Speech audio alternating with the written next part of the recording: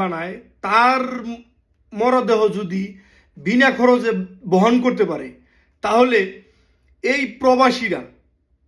প্রবাসীরা lakh lakh billion dollar পাঠাচ্ছে বাংলাদেশে, রেমিটেন্স পাঠাচ্ছে।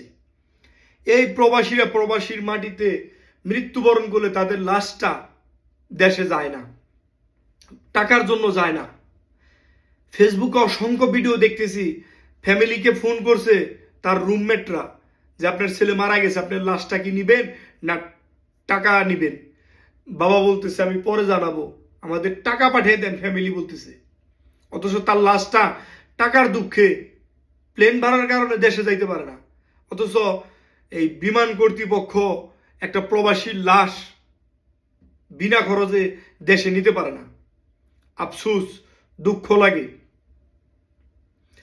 কত উন্নয়ন হচ্ছে, কত কিছু হচ্ছে, অথচ প্রবাসীরা পাসপোর্ট সংক্রান্ত যে একটা ঝামেলায় এখন যে একটা ভোগান্তি ভুগতেছে রিয়াদে এম্বাসিতে, ইস, এই পাসপোর্টের ভোগান্তি কবে শেষ হবে প্রবাসীদের?